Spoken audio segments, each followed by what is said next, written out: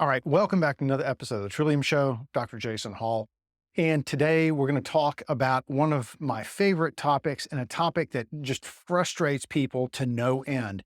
And that's the little smoker's lines or barcode lines around your upper and lower lips. Now, these lines can be some of the most difficult wrinkles to treat on the face, and they have frustrated a number of patients and a number of doctors, both surgeons and non-surgical cosmetic providers, who try and get rid of these things or make them better, and they're very, very difficult to treat. And so in this show, what we're going to do is we're going to talk a little bit about what causes those lines, because if you've heard any of my other shows in the past, you know that just like in real medicine, in cosmetic medicine and surgery, if you don't get the diagnosis right and you don't understand what is causing the problem that you're seeing, then you are never going to get the treatment right. Or if you do, it's just going to be by chance. And so what I want to do today is go over what causes these lines, and then we'll talk about what the treatments are and why these treatments make sense. If you go back and listen to some of my previous shows, specifically the show on facial aging, you'll know that there are three main components to facial aging that we have to address, and addressing lines around the mouth kind of falls under this same umbrella. Those three components are skin, volume, and then structure.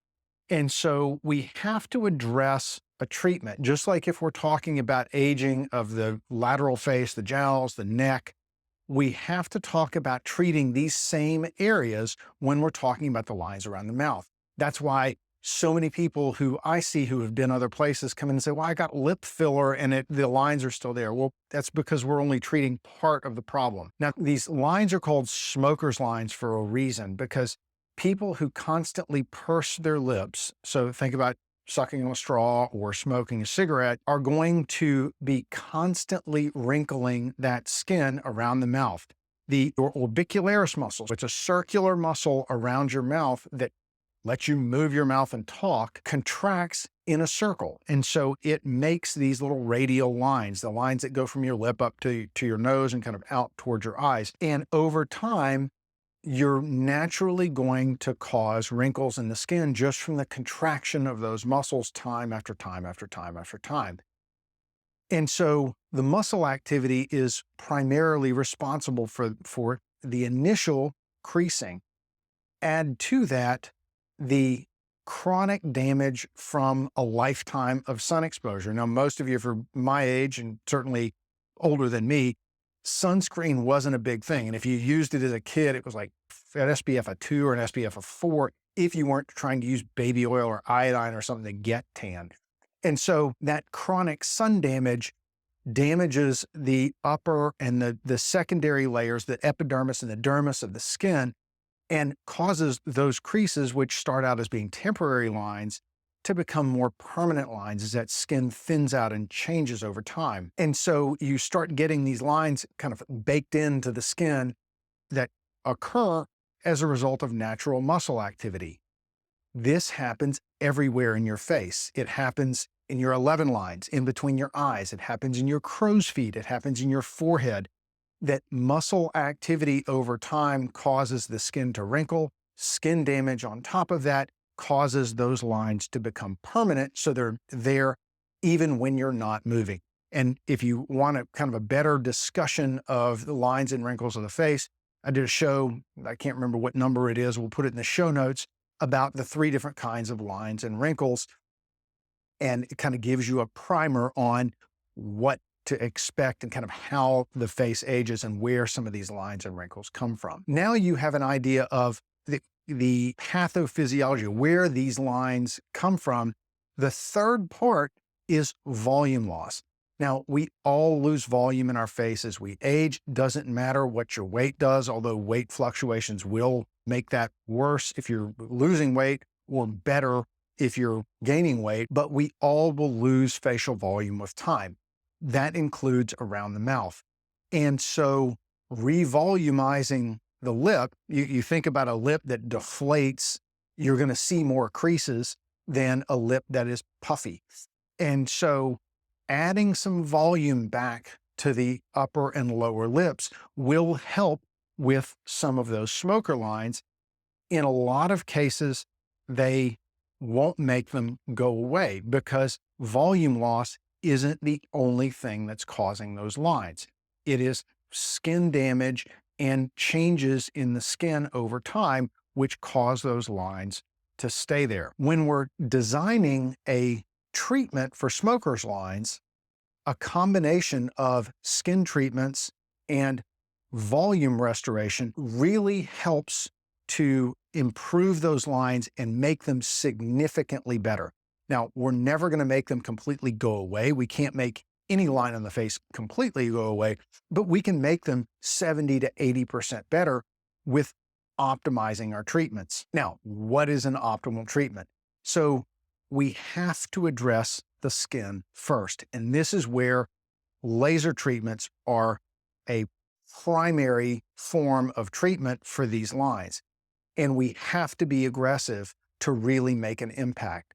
Some of your light laser treatments that you might get at a medical spa, we even offer some of those lighter treatments here for different things, really don't give you much of a result. You have to get down, you have to think about polishing the surface of the skin. You have to almost polish those wrinkles out to smooth the surface of the skin to really make a big difference. That is not a treatment that you are going to go home the same day and say, oh, I'm a little red, I think I got my laser treatment. It requires days of downtime and recovery, but at the same time, your result with a single treatment is pretty awesome. If you go to my Instagram, go to my website, you can see some results of what we call perioral or around the mouth laser treatments, really dramatic improvements with a single laser treatment. Earlier in the show, I talked about the skin not being the only thing causing those lines. Volume loss is another thing that contributes to those smokers' lines being present and permanent. And so restoring volume is the second way that we get an optimal treatment. So it's skin resurfacing and volume restoration. There are two flavors of volume restoration. There's injectable filler, and then there is fat injections. Fat injections being more permanent, filler being more temporary, but there's a little bit of predictability difference between the fat, which is a little bit less predictable, but more permanent, the filler being more predictable, but less permanent. The other thing is that filler, especially up near the surface of the skin, can cause a little bit of bluish discoloration, especially if there's already some discoloration of the upper lip. Filler can make that a little bit worse.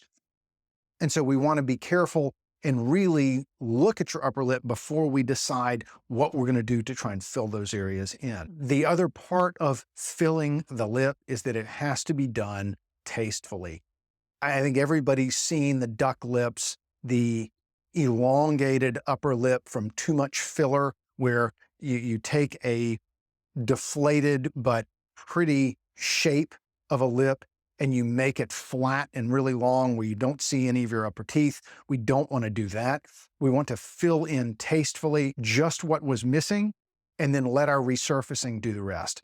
To get back to the very beginning, with smokers' lines, just like with any other area of the face or body and any other area of medicine, we have to get the diagnosis right. We have to know why we're seeing what we're seeing before we can design a treatment plan to address those things.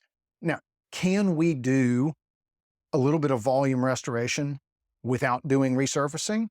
You can. Can you do resurfacing without doing volume restoration? You can. You'll get some result. It may not be the optimal result, but that's where we kind of sit and talk about what your goals are, where you're starting, and design a treatment plan that's going to fit for you in terms of recovery and budget and all these other considerations that we have to have. But know that aggressive laser treatment really is first line when we're talking about improving those smokers' lines. Volume is another adjunct that we can use to make that result better, but laser for smokers' lines and aggressive laser, so a week of recovery time, really is the best single treatment to improve these. Thanks for listening. I hope you guys enjoyed this show. As always, if you have any questions, comments, please DM me on Instagram at Dr. Jason Hall, or you can send me an email, media@drjasonhall.com. And if you have any ideas for other shows, shoot me an email, send me a DM. We'd love to hear from you. Thanks again.